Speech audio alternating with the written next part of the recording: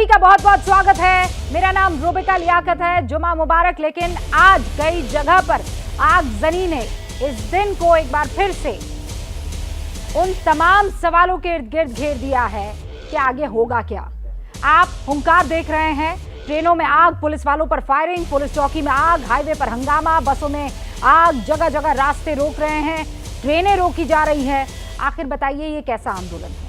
आखिर ये कैसी देशभक्ति है कि सेना में जाने की चाह तो रख रहे हैं लेकिन हिंसा के सहारे प्रदर्शन कर रहे हैं? आखिर ये कैसे नौजवान है जो संपत्ति को नुकसान पहुंचा रहे हैं सरकार की और चाहते हैं कि सरकार के सेवक बने या देश के सेवक बने? पिछले 3 दिनों से देश के अलग अलग हिस्सों में अग्निपथ भर्ती स्कीम का विरोध हो रहा है और आज तो प्रदर्शन के दौरान सारी हदें टूट गई। सिकंदराबाद में ट्रेन को फूंक दिया गया, वही तस्वीर आप देख रहे हैं। आपको पता है, अगर खुदा ना खास्ता किसी को एक राज्य से दूसरे राज्य इन्हीं ट्रेनों के सहारे जाना हो किसी इमरजेंसी में, तो वो क्या करेगा? दर दर की ठोकर खाएगा, भटकेगा। क्यों? क्योंकि आपके गुस्से ने उस ट्रेन को फूंक दिया।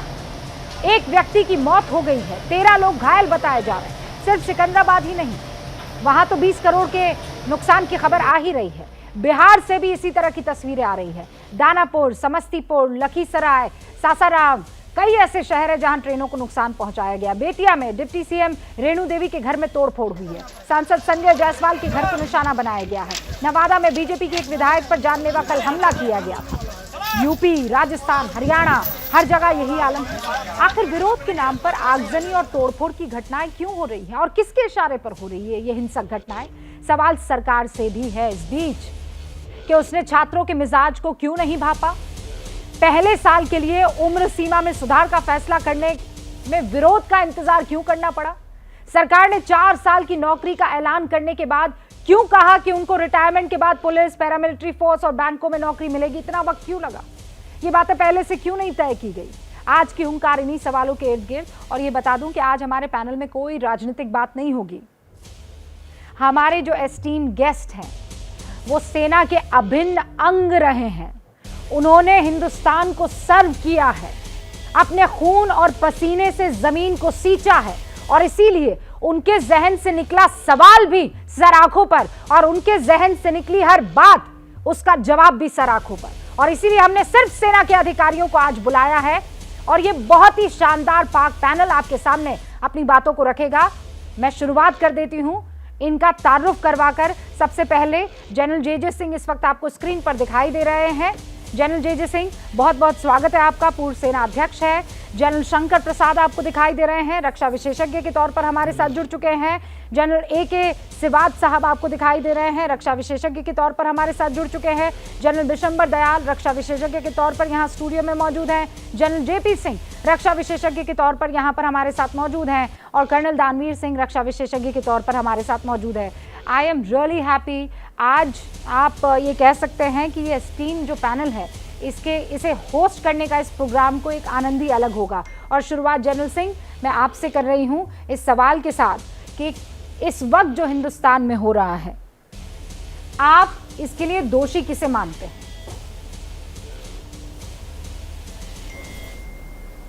रूबिका जी, मैं कहना चाहता हूं कि बहुत अफसोस की बात है कि हमारे देश में नौजवानों को, जिनको पूरा ज्ञान नहीं है, अनजाने में उनको कुछ लोगों ने बहकाया है। हो सकता है कि उनकी गलतफहमी है, नासमझी है, लेकिन इसमें कोई शक नहीं मेरे को कि कुछ राजनीतिक पार्टियां, कुछ नेता इन लोगों को बहका रहे हैं कि आप इस तरह से दंगा फसाद करें और आपका मकसद पूरा हो जाएगा और पुराना सिस्टम फिर से वापस आ जाएगा।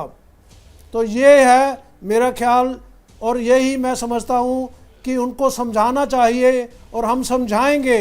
पूरे देश में हमारा फ़र्ज़ है कि हमारे नौजवानों को समझाना है।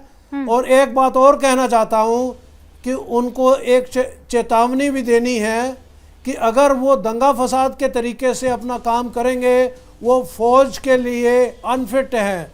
हमारा जो सिलेक्शन सिस्टम है उसमें उनको अनफिट किया जाएगा।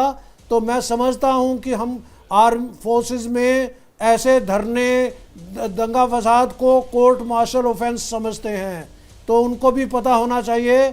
और उनके पीछे अगर कोई ताकतें हैं, कोई सियासती लीडर हैं, उनको भी मैं कहना चाहता हूं, मेरी एडवाइस है कि इनको रोकें और इनको सही रास्ते पे आने के लिए कहिए, ताकि देश में नुकसान ना हो, संपत्ति का नुकसान ना हो। आपने दो बहुत महत्वपूर्ण बातें की और मुझे लगता है कि वो एप्ट बातें थी कि समझाया भी जाएगा और चेताया भी जाएगा, क्योंकि अगर आपको देश की रक्षा करनी है तो लूटपाट के तहत आप रक्षा कैसे करेंगे ये किसी के समझ में नहीं आती है। और इसीलिए जनरल विशंबर दयाल, आपसे ये सवाल बनता है कि ये जो आज की तारीख में अग्निपथ सामने रखा गया है, ये योजना रखी गई है, इसमें खामी है कि कंफ्यूजन भारी है? देखिए रूपिका, बीमारी अगर पेशेंट कहे मैं बीमार हूं और मुझे ये बीमारी है तो डॉक्टर उसको वही दवाई देता है। इस सारा का सारा मुद्दा क्या सेना के जो सेना में जो कमांडिंग ऑफिसर्स हैं, हमारे सेना को समझना पड़ेगा।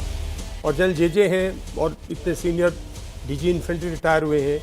हमारे यहाँ हर साल आर्मी कमांडर्स की 2 कॉन्फ्रेंसेज होती हैं। हाँ।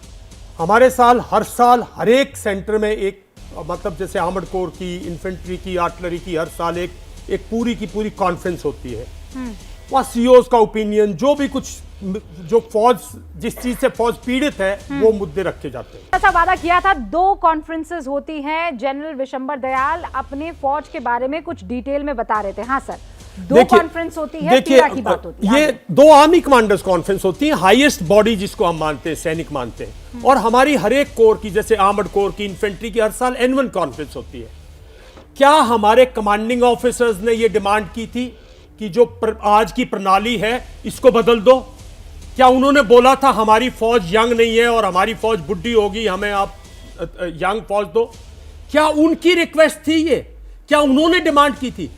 आपकी प्रणाली लेके आए हो, क्या हमारा, आप डॉक्टर के पास कह रहे हो पेशेंट, उसने कहा ही नहीं मुझे हार्ट अटैक है, आप कह रहे हो इसको हार्ट अटैक है, ये हो जाएगा वो हो जाएगा। हमने कहा हमारी टेक्नोलॉजी में कमी है। जब हमारी रिक्वेस्ट नहीं थी तो आपने एक प्रणाली बनाई। किसने बनाई? क्या मुद्दा था? क्या कारण है? जब वो मुद्दा ही स्पष्ट नहीं है तो आप एक प्रणाली ला रहे हो, जिसका कि मेरा मानना यह है कि पहली बात तो देखिए, मैं जनरल जे के साथ बिल्कुल एग्री हूं। जो नौजवान ये कर रहे हैं, हमारी सबकी अपील है आप ऐसा ना करें। ये बिल्कुल देश के हित में नहीं है, सेना के तो बिल्कुल नाम पे नहीं है, और इस स्कीम के हित में नहीं है। क्योंकि इस दंगे के अंदर, इस गदर के अंदर, इस देश में जब ऐसा गदर हो जाता है तो जो असली मुद्दा है लोग उससे भटक जाते हैं। हम नहीं चाहते इस मुद्दे से भटके, हम नहीं चाहिए प्रणाली लगे। हाँ। क्योंकि इससे भारत की सुरक्षा कमजोर होगी। हम सिर्फ भारत की सुरक्षा और भारत की सेना के बारे में बात करते हैं। आप ये कह रहे हैं अगर ये प्रणाली लागू हुई, भारत की सेना कमजोर होगी, भारत की सुरक्षा कमजोर। ओके, और आपने बहुत स्ट्रांग वर्ड्स में ये बात कही है कि अगर ये प्रणाली लागू हो जाती है तो गड़बड़ हो जाएगी। जनरल शंकर प्रसाद, आप क्या मानते हैं? क्योंकि सरकार तो ये कह रही है कि हमें एक यंग फौज की जरूरत है, 2032 तक हम ऐसा कर पाएंगे। बाकी तमाम बड़े मुल्क इस काम पर बहुत आगे निकल चुके हैं, हम तो बहुत देर से आ रहे हैं। लेकिन जनरल दयाल ये कह रहे हैं कि लुट जाएंगे, बर्बाद हो जाएंगे। हर एक व्यक्ति का अपना अपना विचार है। मेरा विचार यह है कि जो इस वक्त देश में हो रहा है वो बहुत ज्यादा गलत है।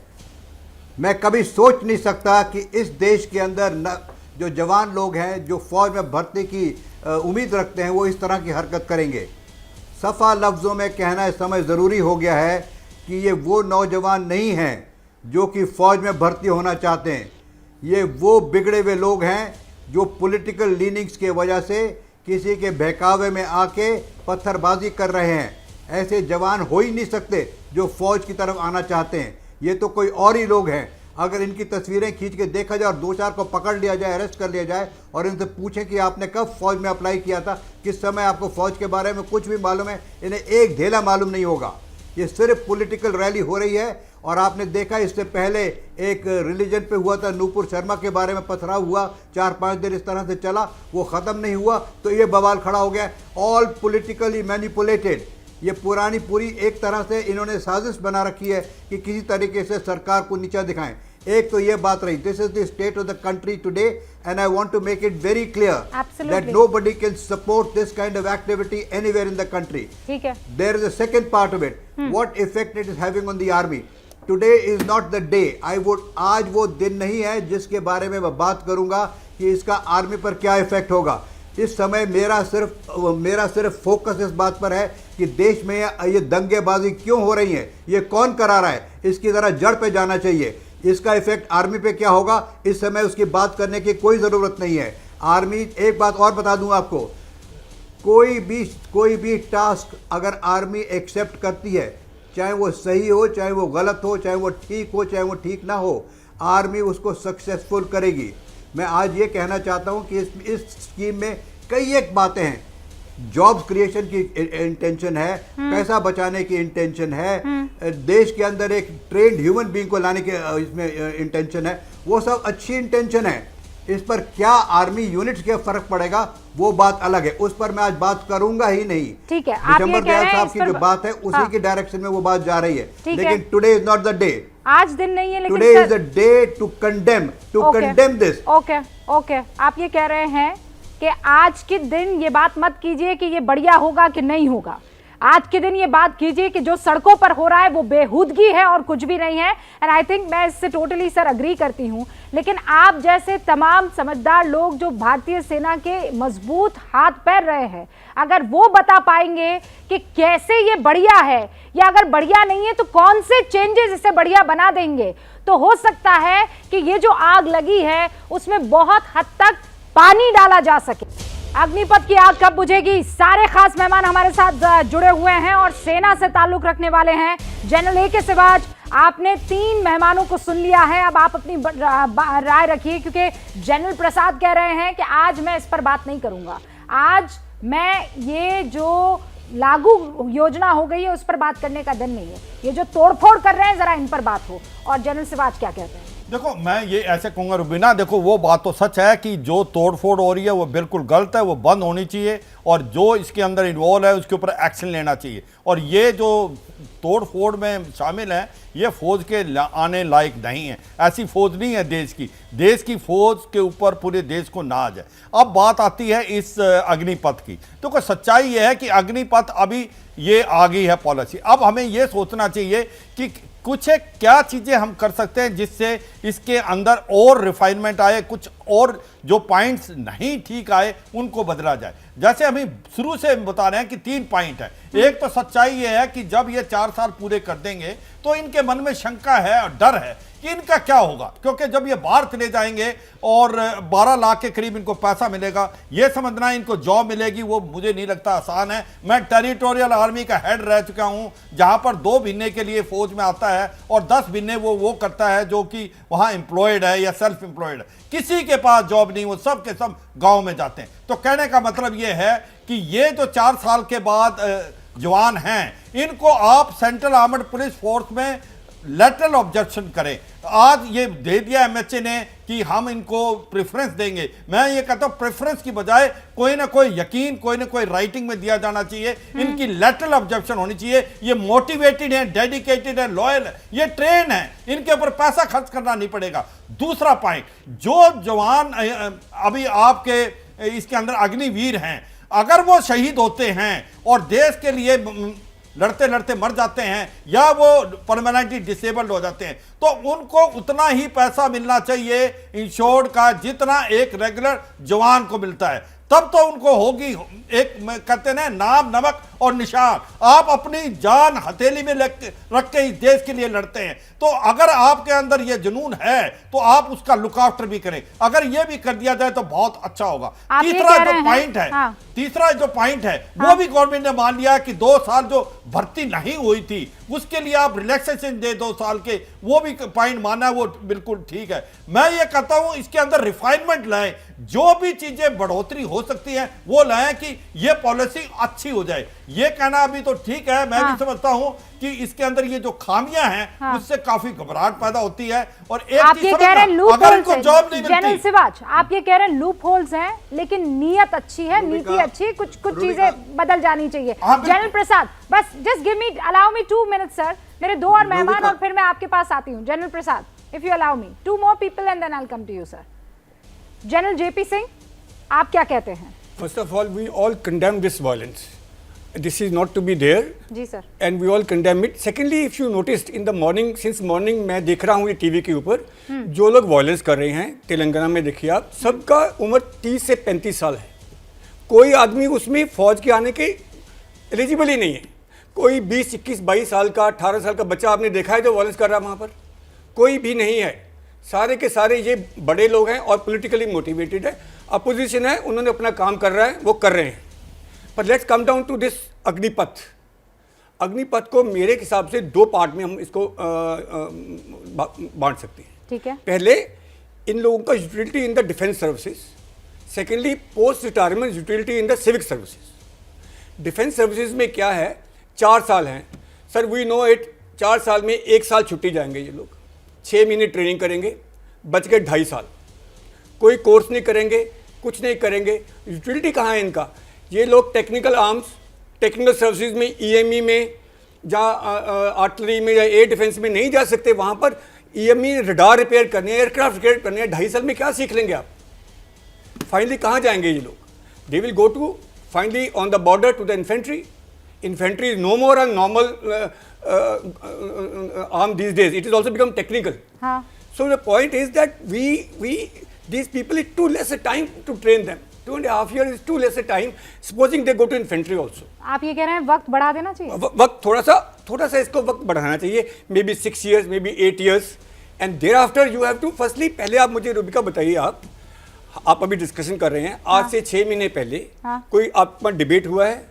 कोई आपने शो चलाया है कि ये आपको किसने बताया था कि ये स्कीम आने वाली है? नहीं सर. आपने डिबेट किया किसी के साथ? नहीं. तो व्हाई हैजंट बीन डन? ये डिबेट 1 साल पहले होना चाहिए था. अच्छा, आप ये कह रहे हैं पहले रायशुमारी हो जाती होने चाहिए. पूछे लोगों से, पूछे, डिबेट की, डिस्कस करिए. तो सरकार ने रायशुमारी तो की होगी ना उन लोगों से जो ताल्लुक रखते हैं. नो, कहाँ की होगी? की होती तो ये आज का माहौल ऐसा होता? आप कह रहे रायशुमारी नहीं की? नहीं, वो बोले आर्मी कमांडर से अभी जो आर्मी सर्विस में है ना, कर्नल दानवीर. They can't say. Okay. General Singh ये कह रहे हैं कि ना तो 6 महीने पहले इस पर डिस्कशन हुआ, अगर हो गया होता तो फिर ये जो टीजिंग प्रॉब्लम आ रही है वो ना आई होती. देखिए, ये जो बात है बिल्कुल सही है, क्योंकि एक पब्लिक में तो ये चीज़ आई नहीं. बेसिकली इसका मतलब ये हुआ कि एक कम्युनिकेशन गैप है. सरकार कह रही है बहुत अच्छी स्कीम है, इससे बहुत फ़ायदा होगा, लेकिन ये फ़ायदा लोगों को समझाया नहीं गया. बहुत सारे क्वेश्चन मार्क हैं लड़कों के दिमाग में कि मेरा इसके बाद में 4 साल के बाद में क्या होगा, क्या मैं बेरोज़गार हो जाऊंगा, क्या होगा, मतलब ये क्या होगा, इतना बड़ा सवाल है जो लोगों को परेशान कर रहा है. तो उसकी वजह से गुस्सा है. और दूसरा गुस्सा लोगों में ये था कि हम 2 साल कोविड के दौरान 2 साल बर्बाद हो गए, ओवर एज हो गए. हमारा सपना था कि हम फौज में जाएं, अब वो हमारा सपना चूर हो गया. खैर, ये वाली इशू तो एड्रेस हो गया कल के अनाउंसमेंट के बाद. तो दूसरा जो इशू है कि हम 4 साल के बाद कहां जाएंगे. गांव में तो एक लड़का ये बोलता है कि अरे मेरी शादी कैसे होगी, अब अगर मैं 4 साल के लिए भर्ती हो गया तो मेरे से शादी कौन करेगा. इस लेवल का भी कंसर्न है कि भाई 4 साल का फौजी है, ये तो बेकार है, इससे कोई रिश्ता नहीं करेगा. तो आपको सोशियो इकोनॉमिक इश्यूज भी समझने चाहिए. कोई हमारा देश एक डेवलप्ड नेशन नहीं है, डेवलपिंग नेशन है. यहां पर सोशल सिक्योरिटी उस तरीके से मौजूद नहीं है. हमें उस चीज को फैक्टर इन करना पड़ेगा. लेकिन बहुत इंपॉर्टेंट चीज यह भी है कि जनरल KM करियप्पा ने एक आर्मी ऑर्डर साइन किया था 8/S/49, जो ये कहता है कि इस देश की सेना को, क्योंकि अब देश आजाद हो गया है, इस देश की सेना को कम्युनल यानी कि रीजन बेस्ड यानी कि सिख, असम, बिहार, मद्रास, ये ऐसे वाले रीजन बेस्ड या कास्ट बेस्ड यानी कि जाट, राजपूत और इस तरीके की जो रेजिमेंट्स हैं, ये अब खत्म कर देनी चाहिए और हमें एक नेशनल आर्मी बनानी चाहिए. ये जनरल KM करियप्पा का 1949 का आर्मी ऑर्डर साइंड है ये, और उसी की तर्ज पर यह कार्रवाई हुई है. लेकिन अभी तक इस चीज को हम पीछे धकेलते रहे. तो इस पूरी जो अग्निपथ का जो एक और जो इशू है जो एड्रेस हो रहा है, वो इस देश की सेना को नेशनल आर्मी बनाने की योजना है, ना कि उसको छोटे छोटे कंपार्टमेंट में जैसे अंग्रेजों ने बांट के रखा था कि अगर सिख भड़क जाएं तो उन पे राजपूत लागू कर दें, राजपूत भड़क जाएं तो उन पे जाट भिड़वा दें और एक दूसरे को काबू रखें। सो कर्नल सिंह, आप अगर अंग्रेजों के टाइम में ये नेशनल आर्मी बन जाती तो ये डायरेक्टली स्वतंत्रता संग्राम में कूद पड़ते। नहीं, तो मैं इसको थोड़ा आसान भाषा में समझूं जी। तो आप ये कह रहे हैं ये दूरदर्शी योजना है? बिल्कुल है। ठीक है, ओके। जनरल सिवाज कुछ कहना चाह रहे हैं। जनरल सिवाज, और देखो, मैं तो यही कह रहा था कि जो पॉइंट बताया कि एक रेजिमेंटेशन का, उसका एक अपना पहलू भी है, ये भी समझना पड़ेगा। जो ये रेजिमेंट हैं, जैसे जाट है, राजपूत है, कुमाऊं है और आपके जैकरिफ हैं, ये रीजन बेस्ड थी, रिलीजन बेस्ड थी और कास्ट बेस्ड थी। इनके भी अपनी खूबियां थी। ये 20 से 25% ही हैं। इनका एक हिस्ट्री है, इनके एक इथोस है। जब कोई एक यंग ऑफिसर इस यूनिट में आता है, क्वार्टर गार्ड में जाता है, जब वो हिस्ट्री पता लगती है, उसके रोंगटे खड़े हो जाते हैं। वो देश के लिए और अपनी पलटन के लिए, अपनी रेजिमेंट के लिए, अपनी जान देने के लिए हाजिर है। तो मैं कहता हूं कि आपका 75% ऑल इंडिया बेसिस है, all India all class basis. ये 20 से 25% जो इन्फेंट्री यूनिट है, जो जिनकी हिस्ट्री है, जिनकी इथोस है, उनको रहने दें आप वैसे, क्योंकि ये एक आरएमपी के बेसिस पे इनकी रिक्रूटमेंट होती है। जनरल सिवाज, हम थोड़ा सा डीप जा रहे हैं। मैं किसी और दिन इस पर बहस कर लूंगी। नेशनल आर्मी और रेजिमेंट की जो आर्मी वो है, उस पर मैं बात नहीं करना चाह रही। आज मुझे इस मसले को समझना है। देखिए, मैं क्लीन स्लेट के तौर पर आई हूँ। ये पक्ष में है कि इसके विपक्ष में रहना है, मुझे सिर्फ आप लोग ही समझाएंगे और कोई नहीं समझाएगा, और मैं किसी और से समझूंगी भी नहीं। और इसीलिए जनरल शंकर प्रसाद, आप जो ये कह रहे हैं कि नहीं आज मैं इस पर बात नहीं करूंगा, sir I request you to talk about it, क्योंकि ये जरूरी है। आपके मुख से निकली बात जरूरी है सर। हाँ सर। Yes I will. देखिए, 2-3 बातें समझने की जरूरी है आज के बात में। इस स्कीम की 2 पहलू हैं। इस स्कीम के 2 पहलू हैं। एक रिस्पॉन्सिबिलिटी ऑफ द गवर्नमेंट, दूसरी the responsibility of the armed forces. Armed forces अपनी रिस्पॉन्सिबिलिटी को पूरा निभाएंगी। वो उसके बारे में बताता हूँ कि ये रेजिमेंटल कास्ट बेस वगैरह की आज बातचीत मत करिए। That is not, you are absolutely right, that is not the subject of discussion. उसकी खामियां हैं, उसके फ़ायदे हैं, उसके नुकसान है, उसकी अलग डिबेट हो सकती है कि कास्ट बेस है, रीजनल बेस्ड है, वो सब वगैरह, जिससे अभी शिवाज साहब कह रहे थे। मैं ये कहूँगा आज कि इस स्कीम को आर्मी 110% सक्सेसफुल करेगी। उस पर बताता हूँ भी डिटेल में आपको। मैंने पहले कहा था शायद बात नहीं करूँगा, लेकिन आज करूँगा भी मैं, क्योंकि डिबेट उस डायरेक्शन में जा रही है। दूसरी, which is more important, government की क्या रिस्पॉन्सिबिलिटी, आर्मी की एक रिस्पॉन्सिबिलिटी है, गवर्नमेंट की क्या रिस्पॉन्सिबिलिटी है। अब गवर्नमेंट की रिस्पॉन्सिबिलिटी गवर्नमेंट सोचे, इसके बारे में हमारे पास एक बड़ा अच्छा एग्जाम्पल है। जब 1965 वगैरह की वॉर हुई, 62 की वॉर हुई थी, उसके बाद शॉर्ट सर्विस कमीशन शुरू हुआ था। शॉर्ट सर्विस कमीशन अफसरों के लिए हुआ था। उसमें ट्रेनिंग को रिड्यूस करके शॉर्ट सर्विस कमीशन अफसरों को दिया जाता था। उसके बाद जब उनको, या तो अगर वो उनकी परफॉर्मेंस अच्छी होती थी और वो वॉलंटियर होते थे, तो उनको रेगुलर आर्मी में लिया जाता था। लेकिन जो छोड़ना चाहते थे और जो आर्मी की तरफ से एक्सेप्टेबल नहीं थे, उनको एक प्रोविज़न था कि वो यूपीएससी में इम्तहान दे सकते हैं सिविल सर्विसेज का। उस समय बहुत लोगों ने सिविल सर्विसेज का इम्तहान दिया।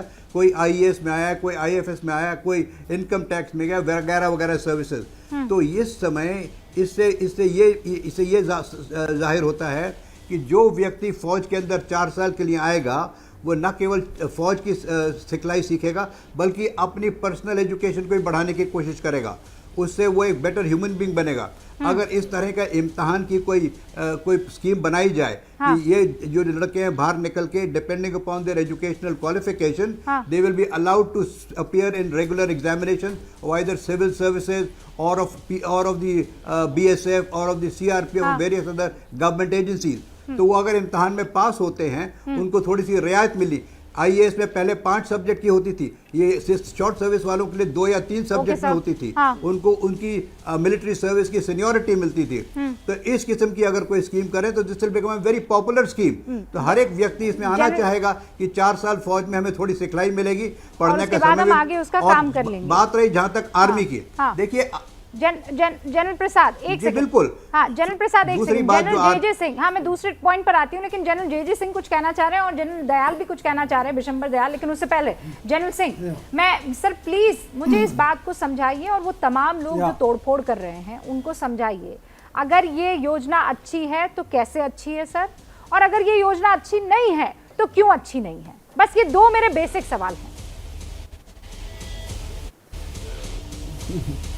रूबिका, पहली बात तो ये है कि कोई भी नई स्कीम जो अमल में लाई जाती है उसके खिलाफ टिप्पणी जरूर होती है, चाहे वुमेन एंट्री की स्कीम थी, चाहे शॉर्ट सर्विस कमीशन की स्कीम थी, तो उनके ऊपर ये लोग कहते थे कि एक काबिल होंगे या नहीं। मैं आपको बताना चाहता हूं कि एक्चुअल लड़ाई में भी और एक्सरसाइजेज में भी लेडी ऑफिसर्स को रात के 1 बजे मैंने देखा है इंजीनियर्स में सड़क बना रही रेगिस्तान में, तो वो किसी तरीके से कम नहीं है। लेकिन नुक्ताचीनी कितनी हुई थी उसके बारे में याद कराना चाहता हूं। दूसरी बात, लोग कहते हैं कि ये 2-4 साल में क्या सीखेंगे। हमारे युद्ध में अब हमारा एक्सपीरियंस रहा है कि सिपाही भी परमवीर चक्र विजेता रहे हैं और विक्टोरिया क्रॉस भी जीता उन्होंने, सिपाहियों ने, जो 20-25 साल के थे। तो इसलिए मेरे को कोई शक नहीं कि ये नौजवान इनमें से जो अच्छे हैं वो तो समझ लो कि हीरो बनेंगे या अच्छे लीडर, फ्यूचर जूनियर लीडर बनेंगे। इनमें से ही जेसीओ बनेंगे, इनमें से ही एनसीओ बनेंगे। तो इंडियन आर्मी की छवि में कोई तकलीफ, कोई कमी नहीं रहेगी। दूसरी बात, मैं ये कहना चाहता हूं कि इनकी ट्रेनिंग में अगर कमी है, 9 महीने की जगह 6 महीने की गई है, तो हम सबको पता है कि जब 1962 की युद्ध हुई थी वहाँ पे इमरजेंसी कमीशन शुरू किया गया था। जनरल शंकर प्रसाद ने शॉर्ट सर्विस बोला, नहीं, इमरजेंसी कमीशन शुरू किया गया था। उसमें कई अफसरों ने इतने काबिल तारीफ काम किया। तो ये चीज़ मैं बताना चाहता हूँ कि हमें घबराने की कोई ज़रूरत नहीं है। लेकिन इसके साथ साथ कुछ जिम्मेवारी गवर्नमेंट ऑफ इंडिया की है, कुछ जिम्मेवारी स्टेट गवर्नमेंट्स की है, कुछ आर्म्ड फोर्सेस की है, ताकि इन नौजवानों को हम ऐसे नहीं कि इस्तेमाल करके फेंक दें। उनको हर हालत में आगे उनका भविष्य उज्जवल रहे, उसके लिए हमको सब काम करना पड़ेगा। और जैसे एक पैनलिस्ट ने बताया कि उसके बारे में कुछ लिखित में देना चाहिए ताकि उनको आश्वासन मिले। हाँ, एक रिटन एश्योरेंस मिल जाए। हाँ सर, आपने कुछ बहुत बढ़िया बातें यहाँ पर कह दी हैं, और यहाँ बहुत से ऐसे युवा होंगे जो आपकी बातों से इत्तेफाक रखते होंगे। लेकिन जनरल बिशंबर दयाल, आप ये कह रहे हैं कि ये तो बहुत नुकसान की दिशा में हम जा रहे हैं। मुझे समझाइए ना कैसे। बिल्कुल, देखिए, bestest of the bestest army, young blood, वो जो चाहिए वो तो ये योजना दे रही है। बिल्कुल, देखिए, इसमें कोई शक की बात नहीं है। मैं वहीं से शुरू करता हूं जहां से मेरे सीनियर बोल रहे हैं। हाँ। पहली बात तो ये है कि देखो, क्या फौज के कर्नल्स ने, यूनिट्स ने, मैं फिर उसी बात पे आता हूं, दर्द था क्या उनको? उन्होंने बोला हमें चेंज कर दो सिस्टम। फौज, देखिए, मेरे बड़े बड़े लोग बैठे, फौज बहुत डायनेमिक लीडरशिप है। मैं जब ये कॉन्फ्रेंसेस की बात कर रहा था ना, ये स्टैटिक यूनिट्स नहीं करती, डायनेमिक है। यहां हर चीज इवेल्युएट होती रहती है। या आप शॉर्ट सर्विस की बात करें, आई डोंट नो बाकी को, मैं शॉर्ट सर्विस कमीशन ऑफिसर हूं, बड़ा काबिल यंगस्टर था, यूथ था इस कंट्री में, शॉर्ट सर्विस कमीशन ऑफिसर था। मेरी वाइफ इस प्रोग्राम को देख रही है। मैं 4 साल के बाद, जब सितंबर 83 में मुझे परमानेंट कमीशन मिलना था, उससे 2 महीने पहले मैंने सिर्फ शादी की, क्योंकि मेरी वाइफ को भी आज भी पता, और मेरे ब्रदर ने, जो कि उस टाइम पे मेजर थे, मेरे ससुर को बोला कि भाई देखो, हमारा भाई जो शॉर्ट सर्विस कमीशन है, कल वापस आ जाए। तो ये मैं एक साइकोलॉजी की बात कर रहा हूं। एक बच्चा जो 4 पुश्त का खानदानी, आउटस्टैंडिंग स्पोर्ट्समैन, टॉप क्लास अपने कोर्स में, ओटीएस के टॉप क्लास, फर्स्ट 5 में, राइट, वो बच्चा 4 साल तक दिमाग में ये लेके चलता, ग्रेजुएट जो पहले सिविल सर्विसेज के एग्जाम में सिर्फ 0.5% से जिसकी मेरिट ना आई हो, वो ये दिमाग में लेके चलता कि मेरे परमानेंट कमीशन मिलेगा या नहीं मिलेगा। तो पहले तो साइकोलॉजिकल बात करो। दूसरी बात करो, साहब, क्या सेना ने मांगी? किसी ने भी नहीं मांगी। ये एक स्कीम ले आए आप, देखिए, ये एक स्कीम ले आए आप कि भाई सेना को हथियार खरीदने के लिए पैसे की जरूरत है, पेंशन बिल बहुत बड़ा है, उसको कम कर दीजिएगा। देखिए, मैंने कई टीवी चैनल्स पे बोल चुका हूं कि अगर आपको ये सेना की मॉडर्नाइजेशन में अगर आपके पास फंड्स नहीं है, टेक्नोलॉजी फंड बनाइएगा, टेक्नोलॉजी फंड में लोग इन्वेस्ट करेंगे। अगर अडानी और अंबानी 5 साल के अंदर अपनी इनकम डबल कर सकते हैं, तो क्या हमारा टेक्नोलॉजी फंड अपनी इनकम को नहीं ऐसे इंटेलिजेंट लोग, इकोनॉमिक लोग जो करते हैं, जनरल दयाल जो कह रहे हैं, ठीक है, नहीं सर, एक बात छोटी सी और बात, देखो बार बार कह रहे हो आप साहब, सर साइकोलॉजिकल, और दूसरा आपने कहा क्या सेना ने मांगा, कैसे नुकसान होगा, वो तो आइए असली मुद्दा, फौज कैसे नुकसान होगी। नहीं, पहले मैं 2 बिंदुओं पर बात करना चाहती हूँ। फौज कैसे कमजोर होगी, तो मैं इंडिविजुअल की बात कर रहा हूँ। हाँ, पहले मैं इंडिविजुअल पर मैं प्लीज, आप बहुत इंपॉर्टेंट बात कर रहे हैं और इसीलिए जनरल से बात, ये जो जनरल बिशंबर दयाल बोल रहे हैं कि सेना ने मांगा, तो अगर सेना ने नहीं मांगा तो बगैर राय शुमारी के तो नहीं ना सरकार को रात को सपना आया और कहा सुबह कि नहीं भाई हमको तो ये काम करना है।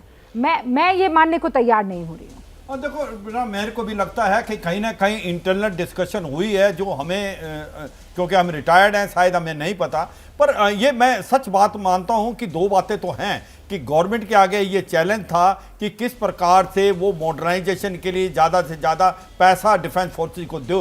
हाँ। क्योंकि जो डिफेंस बजट है उसका ज़्यादातर पैसा आपका रेवेन्यू में चला जाता है, 75%, जिसके अंदर पे और पेंशन है। तो कहीं ना कहीं गवर्नमेंट के ऊपर प्रेशर था कि किसी तरीके से पेंशन को डाउन किया जाए और कैपिटल फंड को बढ़ाया जाए जिसमें मॉडर्नाइजेशन हो सकती है आर्मी की। तो ये तो मुझे लगता है कि एक ख्याल था, मगर यह भी सच्चाई है, क्या यही तरीका है मॉडर्नाइजेशन का, क्या और कहीं से भी हम फंड इकट्ठा कर सकते थे, ये एक डिस्कशन का पॉइंट है। मगर मैं ये समझता हूं क्योंकि ये पॉलिसी अभी आ गई है और ये सच है, अब हम क्यों नहीं इसके अंदर ऐसे पॉइंट लाएं जो खामियां हैं, कमियां हैं, उनको दूर करके इसको और लुक्रेटिव बनाएं। जिस प्रकार से ये बातचीत हो रही थी कि क्या होगा इनका 4 साल के बाद, अगर ये लेटरल अब्जॉर्प्शन हो जाती है तो फिर ये विन विन सिचुएशन है। दूसरी पॉइंट ये थी कि किस प्रकार से इनके, अगर मान लो एक जवान शहीद हो जाता है तो आप 2 क्लास क्यों कर रहे हो, एक रेगुलर एक ये अग्निवीर, उनको सबको उतना ही पैसा मिलना चाहिए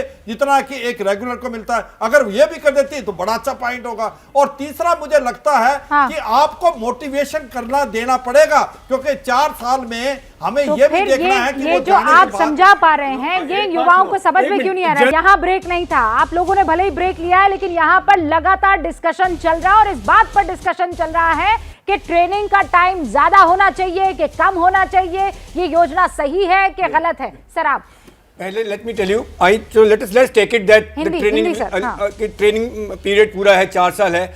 एक चीज मैं आपको बताना चाहता हूँ, राष्ट्रीय राइफल में minimum training service is 3 years. 3 साल से पहले आप राष्ट्रीय राइफल में जा ही नहीं सकते। कितने साल करेंगे? 1 साल, टू लेसर टाइम, बिल्कुल टाइम कम है। दूसरी बात, पोस्ट रिटायरमेंट, अभी तक जो रिटायरमेंट एज आर्मी में थी 32 साल, 34 साल, ऑफिसर्स 58 साल, 54 साल, अभी रिटायरमेंट एज होगी 21 साल। 21 साल में आदमी रिटायर हो जाएगा, घर बैठेगा जाके। हर एक चीज हवा में चल रही है। सर घर मैं बताता हूँ ना, होम मिनिस्टर ये कह रहे हैं कि उनको अर्धसैनिक बल में, बैंकों में और मेरी बात, आप सीआरपीएफ की लाइन काट दोगे, बीएसएफ की लाइन काट दोगे, सब चीजें हवा में है। किसी ने आज तक, अभी ये जो दंगे हो रहे हैं, फसाद हो रहे हैं, 100% आज ही खत्म हो जाएंगे अगर आज लिख के देते हैं कि इन लोगों को हम लिटरली ये सब और सीआरपीएफ हो ही नहीं सकता। जो चीज आज लिख दीजिए। आपने एक बंदे को 4 साल ट्रेनिंग किया है, उसके बाद में 4 साल ट्रेनिंग करने के बाद उसको बाहर छोड़ देंगे? उस पर आपने मैन आवर सस्पेंड किए हैं, आपने पैसे लगाए हैं, ट्रेनिंग कराया है, उसको यूजफुल करिए। सीआरपी में लीजिए। आप कह रहे हैं बोलने से कुछ नहीं होगा, बयान से नहीं, आप लिख में दीजिए, गिव इट इन राइटिंग। शाम को खत्म हो जाएंगे दंगे, 100% खत्म हो जाएंगे और ये दंगे शांत हो जाएंगे। कर्नल दानवी, ये बहुत इंपॉर्टेंट चीज है, क्योंकि जब तक उसको श्योरिटी नहीं मिलेगी तब तक कॉन्फिडेंस नहीं आएगा। और आपसे अभी पत्थरबाज तो काबू नहीं हो रहे, फिर ये अग्निवीर सड़कों पे आ जाएंगे तो पुलिस वालों को चाटे मार मार के उनकी राइफलें छीन लेंगे।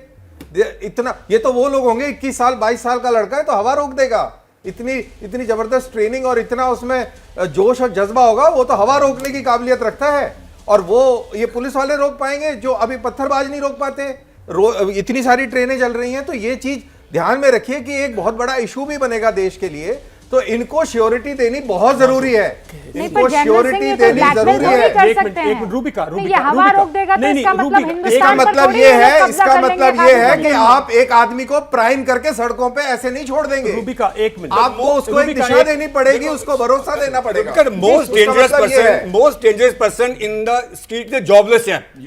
Trained jobless chap is the most dangerous chap in the अरे in the पर country. जनरल शंकर हाँ, नहीं, नहीं, कुछ नहीं हो सकता। और अगर ये Gentleman, स्कीम इतनी अच्छी है तो इसको सीआरपी में लागू करिए, रेलवे में लागू करिए, Gentleman, इसको सेंट्रल गवर्नमेंट की सारी सर्विसेज में कर्नल अग्निवीर लागू कर्नल करिए। दानवीर, जनरल बिशंबर दयाल, सुनिए ना, अभी जनरल शंकर प्रसाद ये कह रहे थे कि फौज के पास अगर कोई चैलेंज आया है तो वो पूरा करेगी, नो इफ नो बट।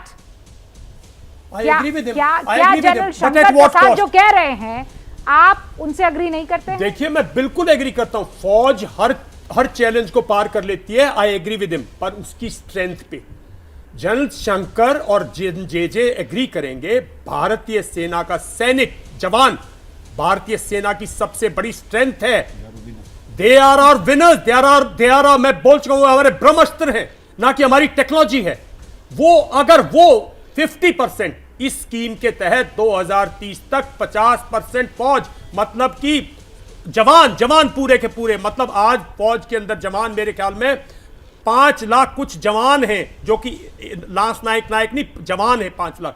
उस 5 लाख में से अगर 25% सिर्फ परमानेंट होंगे, 75% लोग 2-2.5 साल की नौकरी पे होंगे। सर, T-90 टैंक हमारा जवान चलाता है और उसको ऑपरेट करता है, R1 रिपेयर करता है, जो कि रशिया के अंदर 5 साल प्रॉपर ट्रेनिंग करके लेफ्टिनेंट मैन करता है। एंड पूरी की पूरी रशियन मैकेनाइज्ड फोर्सेस का क्रू ऑफिसर क्रू है, परमानेंट है, कोई कॉन्स्क्रिप्ट नहीं है। इधर हमारा जवान, हम उसको ट्रेन करते हैं, तो फौज कमजोर होगी, मानो इस बात को। दूसरी बात मैं जो कहना चाहता हूं, कहां लाइन लगी है? सीआरपीएफ, बीएसएफ, हम लोग, मैं 7 साल से सामाजिक काम कर रहा हूं, लाइन ही लगी है सर। हरियाणा पुलिस में जाके देखियो, लाइन है। ये कहां से उसको घुसा देंगे 2 साल के बाद? और जहां तक शॉर्ट सर्विस कमीशन की बात थी, हमें नौकरियां नहीं मिल रही थी बाहर, लोग बैंकों में गए, इधर उधर गए, कोई सरकार का प्रॉमिस नहीं चला। और असली 5 से 10 साल पे आए ना सर, 10 से 14 पे आ गए सर। विमेन कमीशन भी ऐसे हुआ ना सर। एक जो चीज जिस रास्ते पर जा चुके हो और उस रास्ते पर आपको ठोकरें मिली है, क्यों उस रास्ते को दोबारा चला रहे हो? ये जवान है, 17 साल का लड़का है, तो इसकी बात सोच समझने की कोशिश करो। जनरल बिशंबर दयाल, तो आप यह क्या कह रहे हैं कि हम जैसे हैं वैसे ही उस जगह नहीं, पर बैठे उसमें अगर हम अपने अंदर कुछ, देखो हमारी प्रॉब्लम एक है, सुरक्षा 2 चीजों से चलती है सर। जवान, आज से 1000 साल पहले भी सीजर की फौज में भी यही था, जवान और टेक्नोलॉजी, या मतलब हथियार। वो तलवार रखता था, जवान भी खरीदता था। जवान भारत में बहुत है, आप भर दो, जितने मर्जी भर्ती कर लो। आपको टेक्नोलॉजी के लिए पैसा चाहिए, उस टेक्नोलॉजी को पैसे चाहिए। ये तरीका ठीक नहीं है कि उनको पेंशन के कारण निकाल दो। तरीका ठीक नहीं है। टेक्नोलॉजी फंड्स लाओ, मॉडर्न सिस्टम मैं भी ये कहता हूँ, सच्चाई है कि पैसा चाहिए मॉडर्नाइजेशन के लिए। इंडियन आर्मी को पैसा चाहिए, इंडियन आर्मी मॉडर्नाइज होनी जरूरी है, मगर ये पैसा, इसका तरीका ये मुझे नहीं लगता बिल्कुल ठीक है। ये सच्चाई है कि अगर कोई सेंटर ऑफ ग्रेविटी फौज का है तो वो फौज का सिपाही है, फौज का जवान है। देखो 1962 की लड़ाई में भी भारत की फौज बहुत अच्छा लड़ी, भारत के जवानों ने आपको लेट डाउन नहीं किया। वो अलग बात है, हमारे पास वेपन इक्विपमेंट नहीं थे। 1965, 1971, 1999 हमारा भारत का जवान, हमारा जूनियर लीडर ने बहुत अच्छा काम किया। तो उसको कमजोर ना करें, कहीं ना कहीं उसको क्वेश्चन मार्क ना करें। ये 4 साल के जो अग्निवीर हैं, ये आपके लिए एक बहुत बड़ा पहलू है। पहले जो अग्निवीर नहीं थे, आज अग्निवीर आ गए, जो अब तक गाय बेचारे शहीद हुए, वो अग्निवीर नहीं थे, वो क्या पत्थरवीर थे? कैसी बातें करते हो आप? सच्चाई है कि उसको आप सब कुछ दें और उसको एक विश्वास दिलाएं कि अगर आप रिटायर होंगे तो आपका ध्यान दिया जाएगा। कर्नल दानवीर, एक ही रिक्वायरमेंट है, भरोसा दे दीजिए, भरोसा दिलाओ। कौन दे सकता है भाई? कहां से आएगा? सरकार देगी ना भरोसा। गवर्नमेंट को दिलाना चाहिए। Okay, all right, sir, just give a moment, There sir. are 260 battalions of CRPF. बिल्कुल। There are 200 battalions of BSF. There are 6 lakhs people there. तुम रेडियो इंडक्शन करो, आसान है। बिल्कुल, do it up. आप कर सकते हैं, आप ये कह रहे हैं ना, ठीक है, ठीक है, ठीक है। अरे उनमें लगा दो जनरल स्कीम, प्रसाद और हमें जनरल कमजोर सिंह, भाई। जनरल उनमें लगा प्रसाद, दो जनरल देश सिंह, लेकिन रेलवे में लगाओ। रेलवे में आप लगाओ, मेरी हमें बात क्यों नहीं सुन कमजोर रहे कर हैं। रहे हो? मैं ये कह रही हूँ, स्टेट गवर्नमेंट के जनरल पुलिस सिवाज, सर्विस कर दो। सुनिए ना सर, मैं ये कह रही हूँ, जनरल प्रसाद, अब मैं आपका रुख कर रही हूँ, तो तीनों सेना के मुखिया जब ये कह रहे हैं कि ये बहुत ही शानदार पहल है और वो सारी भ्रांतियों को दूर कर रहे हैं, यहाँ एक्स सर्विसमैन बैठे हैं जो ये कह रहे हैं कि नहीं भाई, इसमें इतना मीटर की दूरी है, इसमें ये खामी है, इसका ये रंग होना चाहिए था, इसकी ये कद होनी चाहिए थी। जनरल प्रसाद, देखिए आपने 3 अफसरों का कितना जोश देख लिया। अभी भारत सेना का यही जोश है। अब देखिए मैं आपको असली बात बताता हूँ, इस पर यूनिट में क्या फ़र्क पड़ेगा। जैसे सब वेल सेड सर। एक मिनट, देखिए भारत सेना का जोश देख लिया आपने, लेकिन समझने की बात यह है कि जब हम 20% लोग फौज के अंदर आएंगे जिनकी ट्रेनिंग कम है, जो केवल 2.5-3-4 साल सर्विस करेंगे, वो अगर 100% के साथ बात करें परसेंटेज में, तो 80% तो रेगुलर सोल्जर हैं, 20% ये नए अग्निवीर सोल्जर हैं। अगर कोई यूनिट के पास डिफ़िकल्ट टास्क आता है, मिसाल के तौर में गलवान टाइप का, मिसाल के तौर पे किसी टेररिस्ट को मारने का कश्मीर के अंदर, कहीं आपको कैलाश रेंज पर चढ़ना है, कहीं आपको किसी और डिफ़िकल्ट टास्क मिलता है, वो तो कमांडिंग ऑफिसर की जिम्मेवारी होती है कि उस टास्क को 100% मुकम्मल करे। कोई इंडियन आर्मी का कमांडिंग ऑफिसर आज ऐसा नहीं है जो उस टास्क को पूरा अकम्प्लिश नहीं करेगा, चाहे उरी जैसा ऑपरेशन क्यों ना आ जाए। ये सब पूरे सीनियर ऑफिसर्स बैठे हैं मेरे पास, बिशंबर दयाल और जेपी वगैरह, ये सारा काम 100% मुकम्मल करेंगे। लेकिन क्या इन पर प्रेशर क्या पड़ेगा? इन पर प्रेशर ये पड़ेगा कि now they have to select the best capable people out of the 80% they they've got. 20% आदमियों को ये उस टास्क में नहीं भेज पाएंगे जिसकी 10 साल 11 साल 2 साल 1 साल नौकरी है, वो उसी को भेजेंगे कम से कम जिसकी 5-6 साल का एक्सपीरियंस हो, जिसने टेररिज्म में पहले हिस्सा ले रखा हो, जिसकी ट्रेनिंग अच्छी हो, जिसको रेडियो सेट चलाना आता हो, जिसकी डुअल ट्रेडिंग हो, वो रेडियो सेट भी चलाता है, नाइट विजन इक्विपमेंट भी चलाता है। एक और डिबेट चाहिए होगी, क्योंकि अभी भी मैं उस पॉइंट पर नहीं पहुंच पाई हूँ। इतना तो मैं समझ गई हूँ कि हमारी आर्मी जब आ जाएगी मैदान में तो फिर उसे कोई पछाड़ नहीं पाएगा, और इसे समझने की मुझे वक्त नहीं है। हाँ, लेकिन एक और मैं आप लोगों से वादा लेना चाहती हूँ कि एक बार ये पैनल दोबारा बैठेगा। Sir I am really sorry, मेरे पास वक्त की कमी है और मैं माफी के साथ रुक रही हूँ, लेकिन ये वादा है कि दोबारा इस पैनल के साथ मैं बैठूंगी, क्योंकि चर्चा थोड़ी लंबी होना जरूरी है।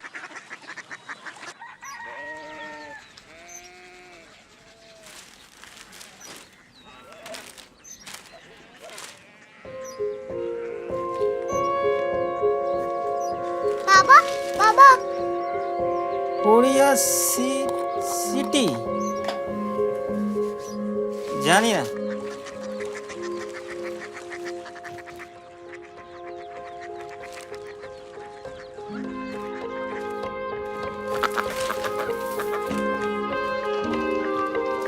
Korea city? हाँ।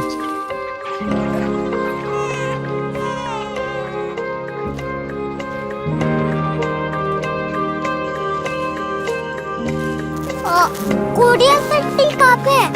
शहर अंग्रेजी लगे हैं।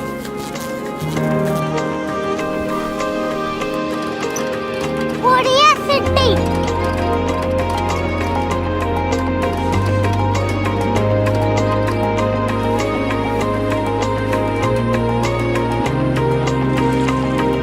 वो बहुत दूर है।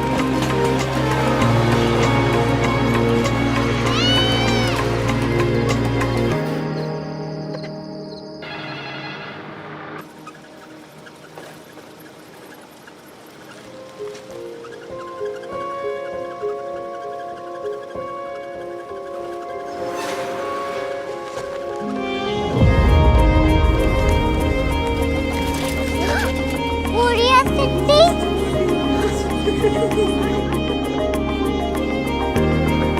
दुनिया को बोलना नहीं, कुछ लोग बड़े होते हैं। कोरिया सिटी कहाँ है? प्रोफेसर साहब को पता होगा। हो, ये छोटा वाला ग्लोब लगता है और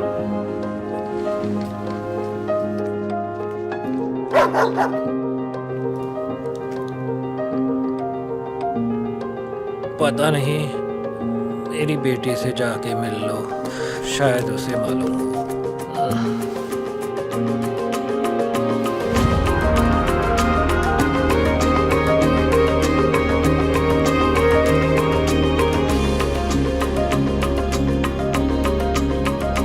हाय, बाबा ने भेजा है। Come here. Korea city. Korea city नहीं, क्यूरियोसिटी। वो क्या? That's what brought you here? जो तुम्हें यहाँ तक ले आया। क्यूरियोसिटी।